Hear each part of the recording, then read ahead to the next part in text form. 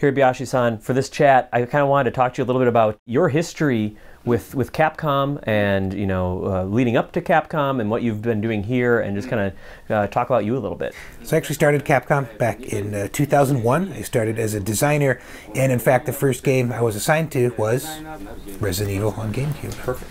Yeah, when I first saw screens and mock-ups of the game in progress, I was just floored. I thought, man, this is a place where pros work for sure. I don't know that other companies can get this kind of graphical performance out of this machine. It turns out it wasn't even just other companies, other teams internally where we were. I think that was really the only group of people ever able to pull out something like that. Well, it's crazy to think at that time too that it jumped from the PlayStation to the GameCube. That was one era. Yeah, and you're right, it did. It really felt like more than a one generational jump, and it was such a big difference. So having worked on that initial title, I was a modeler, a character modeler. When I said designer specifically, that's what I was doing.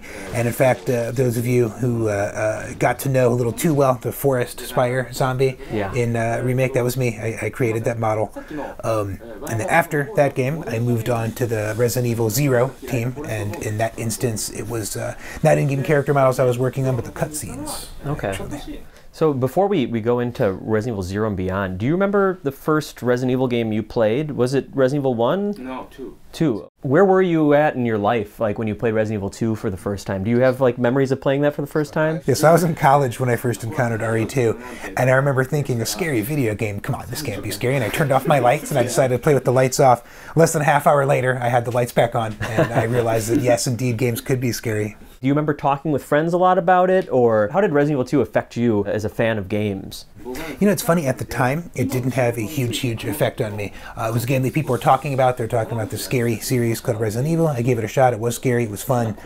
Quite enjoyed it. Moved on. It wasn't until much later, now at this point in my career, when I started working on the original Resident Evil GameCube remake, started looking back and thinking, what was it like when I first got to experience this title? How can I replicate this sort of feeling for other users? I was able to kind of take myself out of the shoes of a creator and put myself in the shoes of a user, because it hadn't been all that long before when I had experienced it for the first time myself. What were you doing before you started at Capcom? So actually, interestingly enough, I studied economics in college, and I had not intended to work in games or be a designer. Design was something I enjoyed doing kind of as a hobby. Gradually realized, hey, I'd really like to do this for a living. So once I was out of school, went back in school to a specialty school for game design, and then Capcom was actually my first gig once I was out of that school. So it was straight from studying economics to helping create character models in the Resident Evil remake? Yeah, I mean, I'll put it to you this way. I wasn't studying economics all that seriously, to be honest. I was not a serious student. I spent more time kind of on my hobbies, which is when I realized it would make a lot more sense to do that for a living, I think. What are your memories of when you started working on the remake and working with Shinji Mikami?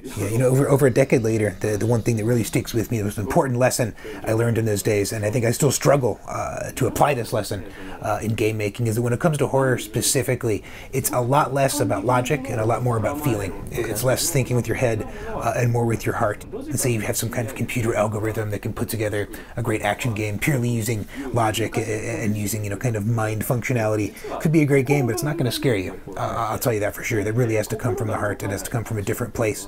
It was a really important lesson. It's something I think about a lot. I don't know that I'm always applying it properly. It's also something that's really difficult to put into words. It might be coming off as being kind of oversimplified, but I think it was a pretty complex issue. Okay. Oh, I think I got it. Mikami always wear a baseball hat? Is he always in? Not always? Okay, all right. He kind of changed. He had the kind of an image change partway through his whole career then. Okay. Yeah. In those days, he wore a lot of sunglasses. Okay, all right. Yeah, it was sunglasses back then. That's the Mikami that I know. Was okay. The sunglasses. Pretty cool look overall. Okay. Don't tell him I said that. Okay, don't worry about it. Yeah. He scares me. In a good way. Well, because he goes from the heart. He was my old boss. Yeah. So when you were working on the remake, do you remember studying and playing the 1996 original Resident Evil a lot? And were you doing a lot of comparison and playing? I mean, in those days, sure. But I think really the important thing to remember about the way we were treating the GameCube remake, even in those days, is that it was sort of intended to subsume the original and kind of take its place. It was going to be the true and ultimate vision of the original director. So this is something that he was pretty vocal about in those days, and it's something that I have taken to heart myself. And when it comes even to this remastered version that we're working on now, it's it's taking the the masterpiece version on GameCube and remaking that, and it's not, doesn't really have its eye any further in the past than that. And of course, there have been some fixes in the grenade launcher issue. Oh, okay. All right. Okay. Really wondered if we should fix that or not at the end of the day. It's kind of sad. I feel bad because users know how to do that, and a lot of them are going to try that trick. They're going to be pretty disappointed that it's not in there. And I almost wanted to include it just as kind of fan service for those guys, but we really want to make this a fair game. We don't want to have something so overpowering as an unlimited rocket launcher in there, grenade launcher. So you started working with cinematics on Resident Evil 0, and was that your focus moving on from 0 and then 4 and 5 and 6 as well? Yeah, so moving on to RE4, that was my first kind of stab at leading the cinematic team. That was a big jump for me, and then continued to kind of lead that and supervise on 5 as well. Were the QuickTime event scenes, was that a big undertaking for you personally, since they're kind of a blending of, cinematics and gameplay? It's funny you should mention that. That was actually, I'm not going to take full credit. I didn't, create these all myself. But the idea of putting the QTs into RE4 is something that originated with me. And what we were trying to solve for, I think, was the idea when you have cutscenes, people tend to put the controller down for a few seconds. So you have this weird sort of rhythm where they're playing the game, they're not playing the game, and they're playing the game, and they're not playing the game. And I thought it'd be great if we could get some reason in there for people to keep the controller in their hand, to be at the ready, to participate in some way with the cutscenes. So that's how that idea, as far as 4 is concerned, was born. What was it like working on Resident Evil 4 and being a part of that development team when you started to see the reception of the game and realize how much of a game changer it was, not only for the series, but also just for third-person, shooters in general? It's funny, I remember the moment, I think, when a lot of us noticed that this was going to be something really special. Mikami-san was talking early on a lot about, hey, this is going to be a 3D kind of third-person affair. Half the team thought he was nuts. They thought, well, this isn't RE, what is this guy doing? But, he knows best, so if that's what he wants, we'll make that. And we started making it. Not all of us were terribly confident. Eventually, a build comes around, and we would get a chance to kind of get some hands-on play with it and see how it really feels. And I think all of us walked away from that thing, holy crap, there's definitely something special here. I mean, it feels like RE, but it feels new. It really suits this world. You saw a sea change within the team then. People became more confident, more motivated, I think.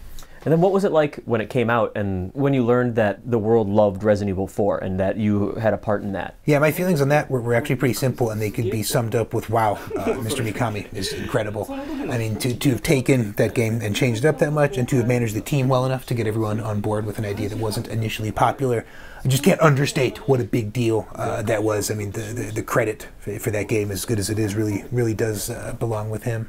And then for the really, really important question, what was your favorite pistol in Resident Evil 4? VP70. I was trying to remember the name of it. I can't recall either. Was it the one that you unlocked, the secret one? Yeah, like the in the Resident Evil or the PlayStation 2 version? PlayStation 2 版. Okay. Can't actually remember correctly. He doesn't remember how he got it or what version it was in, but he knows he liked playing.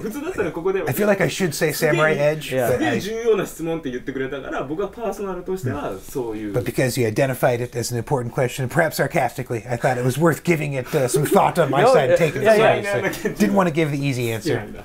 Why not the Red 9? How is the Red 9 not the best gun? It's so strong. And it looks like a Star Wars blaster.